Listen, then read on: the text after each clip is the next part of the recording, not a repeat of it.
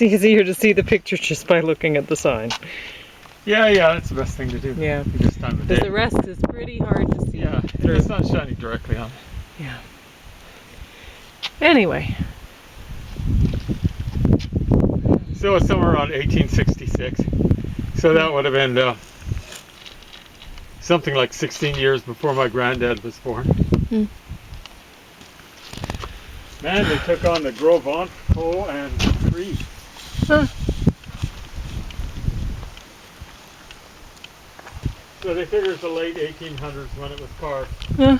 And he described the battle in 1924, so I was off by 2 years there. I had stores north there. Well, it's a lovely trail. Oh, it's grand. Yep. Yeah. And really, everyone in Canada should do this trail. It's definitely worth doing. It's historical and it's beautiful. It is geological interest too. Yeah.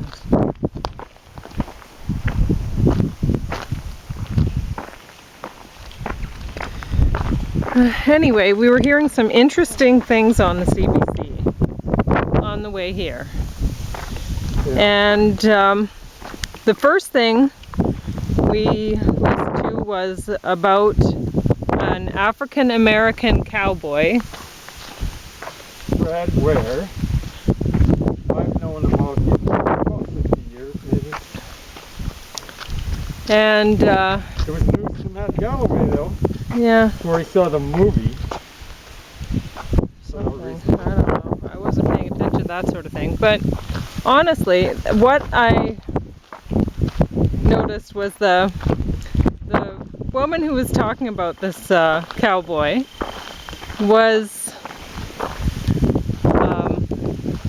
well, she didn't just suggest it, she said it, that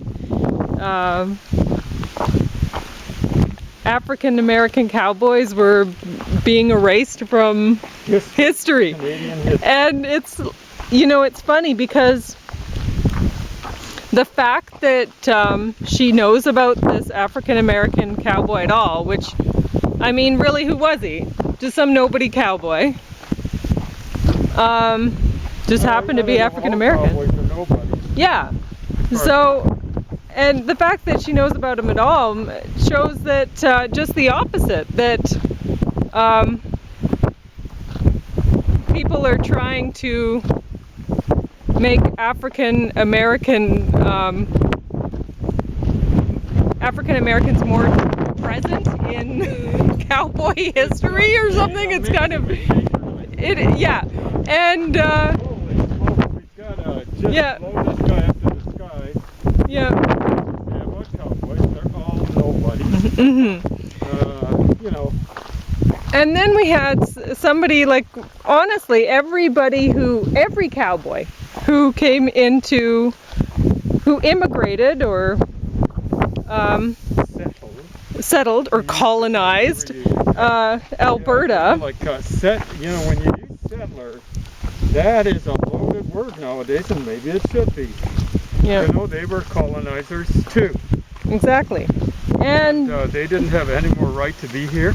Yeah. In Canada, the United States, I guess, would be different because they were brought there as slaves. Maybe some slaves were brought here into Canada very, very early on. But in any case, we were listening to, the next story was about climate change, and it was Greta Thunberg, a Filipino woman was being interviewed. Well, I don't know if she was Filipino. I mean, her last name was Tan. She might have been Chinese. I've just been reading about how China has been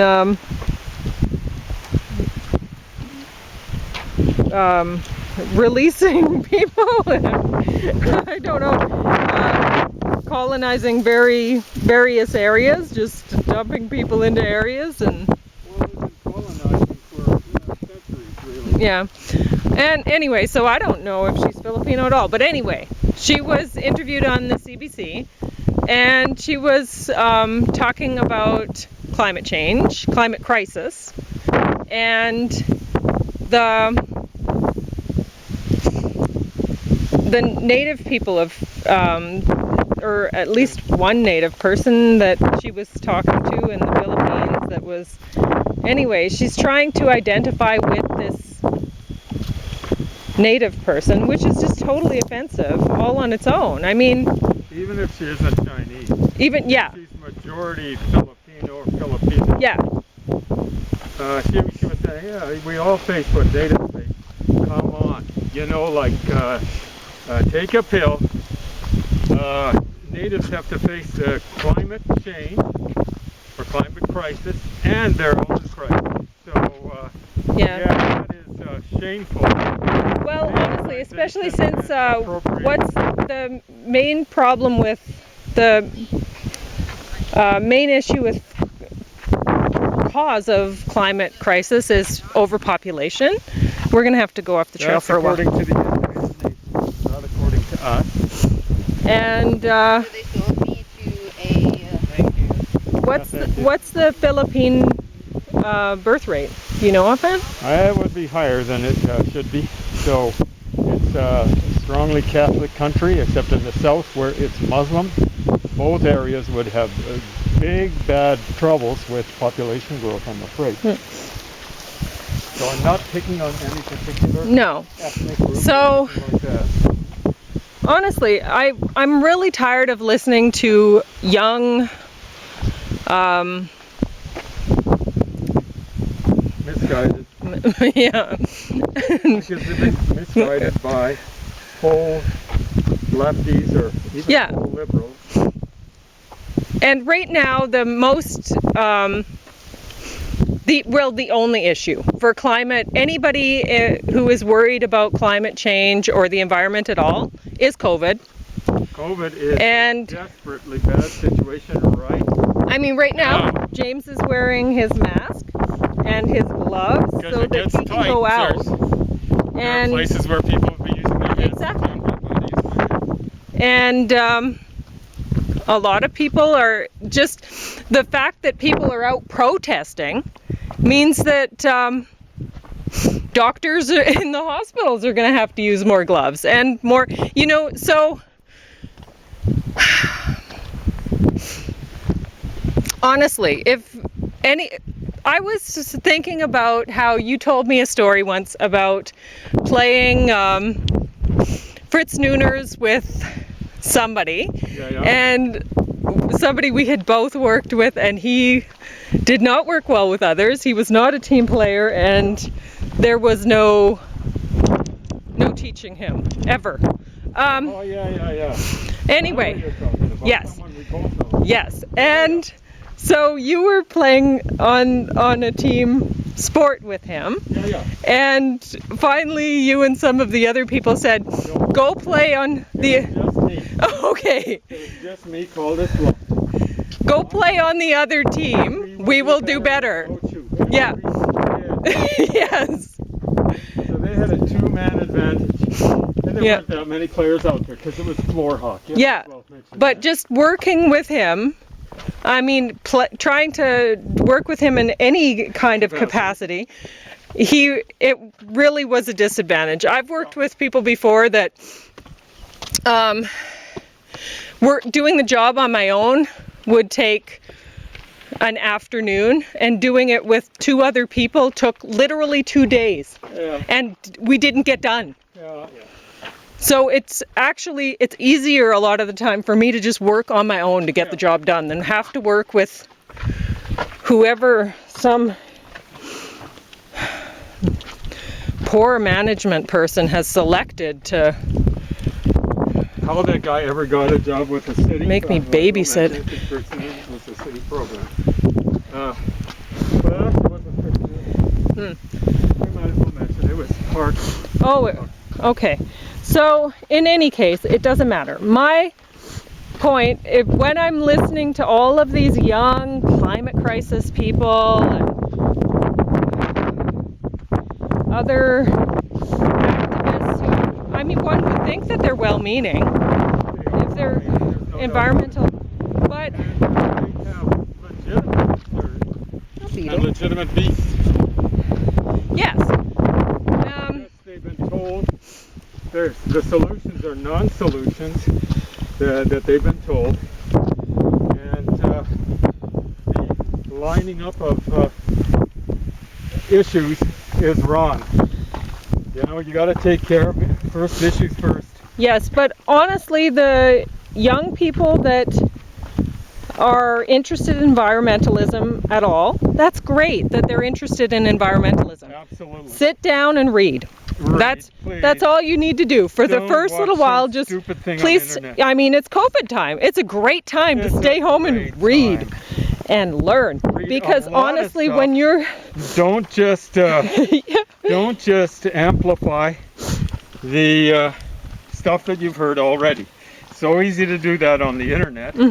Read stuff where people disagree with you. Read climate deniers. Almost everything they say will be wrong, but there's always the possibility they'll come up with issues that at least with the proposed solutions that are maybe worse than the original problem. So please, anyway, it's not as though we're being hypocritical. We read a lot. I get through a book a day. Pauline's doing a lot of art right now, and she's been doing a lot of poetry, but she gets through a lot of books per week. But when I was young, when I was under age 25, I made all sorts of mistakes, just assuming, honestly, that the yellows, personality types who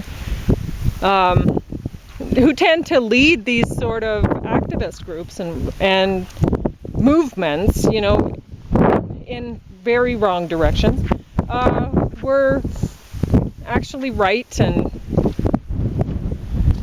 moving things in the right direction. I mean, you don't know these things when you're young, right? You don't realize these things. And anyway, but for the people who are out there protesting and causing more climate crisis in pandemic times because they're out, because they're protesting, and they may be overpopulating the world, or in some cases, whatever, then honestly, go play on the other team. We'll do better without you. Well, there you go. Because I actually care a lot about the environment. And I wouldn't call myself an environmentalist. You know, if somebody, like a lot of people have been really impressed by how much I reuse things. Well, and whatever. Yeah. But I've never really thought of myself as such. I can't not do it. It's a human being doing it. And I try to pick up more and more useful ways to, I don't know, reduce my footprint, I guess, Keep the lights turned out. along the course of my life. That one's a slippy one. Yep. For the longest time, you used to hang out the laundry. Didn't even have a dryer. Didn't even have one. Yeah. But, I mean, really, I'm doing less laundry during COVID times because we're not going out. Who cares about and when we do go out, I mean, the clothes will be left in the porch, and I can just wear them out again later. Rotten sweat. New clothes. Yeah. New clothes. So, anyway.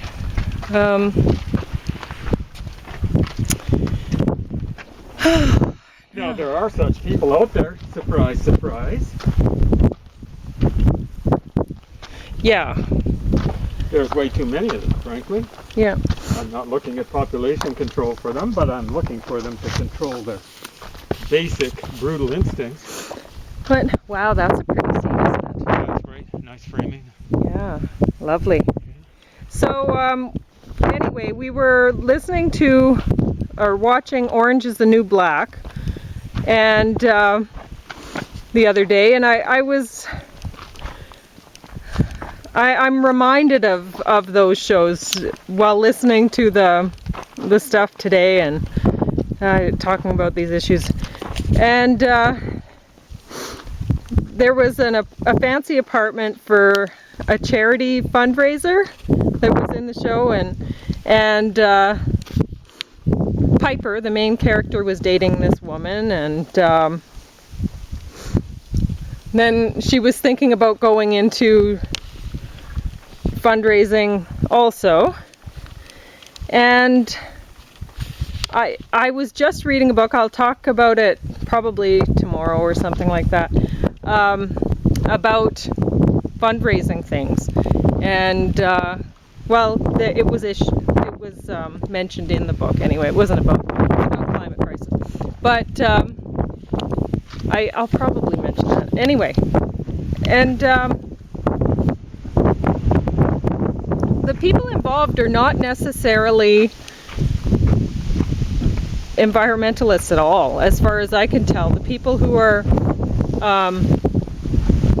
taking away a lot of the funds for charity organizations, and the lion's share of each one is skimming off enough for a fancy apartment or a fancy lifestyle, and I don't get the impression they actually care at all. Yeah.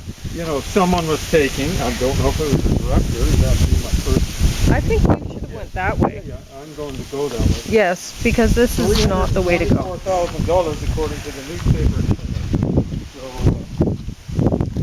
That's severe overpayment. Yeah. This person actually really cared about people dying from fentanyl overdoses.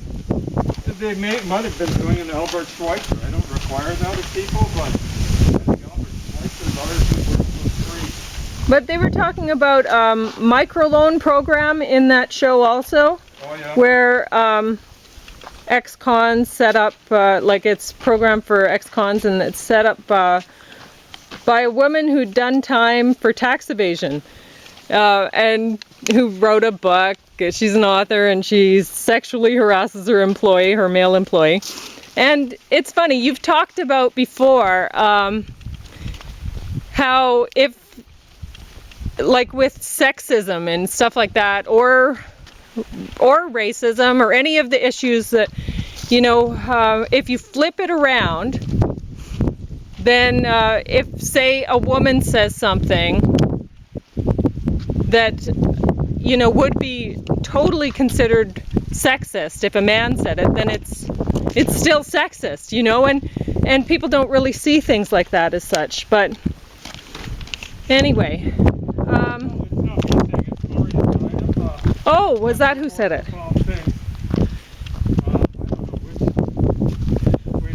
I don't know either. I should have been paying closer attention while we were coming through this, because there's another path there and there's a path here, and I don't know which one is which. Okay. Oh yes, because the wooden thing. Anyway, and we were watching Boston Legal, the case against the TV networks, ageism, and I think it's pretty funny that the actors in the show, or the writers, whatever, that they couldn't help themselves. They had to self-promote and try to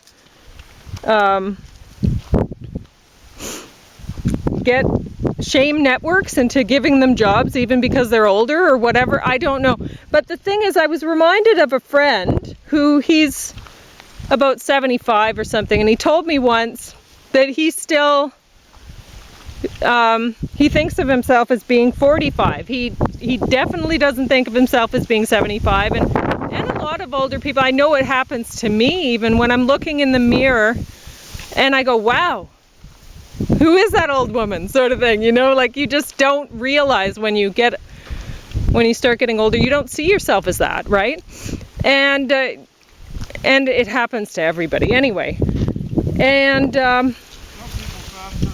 yes. And so in Boston Legal, they were saying, well, a lot of the viewers are older, the TV viewers are senior citizens, yet we're not making shows that for them, you know, that have senior citizens and whatever and this and that. And but I think TV networks do a lot of research onto what stuff sells and what doesn't, and I mean, they want to make money off of what they're airing, really. And it could very well be that most senior citizens do not want to watch people that are senior citizens. They may see themselves as younger and not want to really recognize the fact that they're older. What do you think? Well, I didn't want to watch TV. I mean, they might be doing crosswords, Sudoku, knitting, a bunch of crafts or whatever, you know. Anyway. You might be right. Sometimes I think of myself as being skinny because of myself. Being like a 24-year-old. Sometimes it's hard for me to think of myself as being like a 50. You think of yourself as being a single 24-year-old? Well, not a single, that's not the issue, but just being young. And then I realized I can't play soccer the way I did back then. I can't run the mile the way I did back then. I can't run the 400 or the 800 the way I could have done back then. And on and so on. It's not just age, it's being decrepit because of Yeah. We're going to look up what this is. I think it's a birch, but I don't know. I'll try to find some leaves on it. There they are.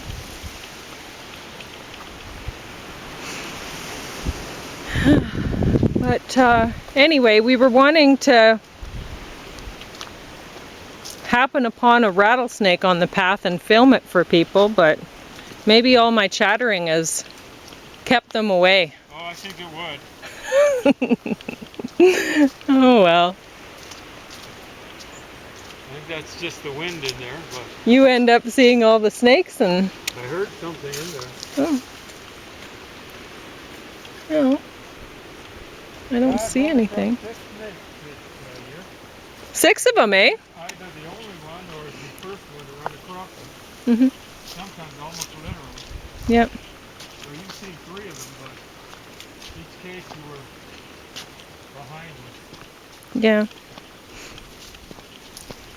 Well, if I hear you squeal like a girl, I'll try to Oh yeah, I run up ahead and almost stepped into it actually. film the snake. It actually was in striking mode for a second. I just said yeet in a very high voice. I make no apology for that. No. I've never been that close to a snake. It's a bull snake, but that doesn't make the fright factor any less real.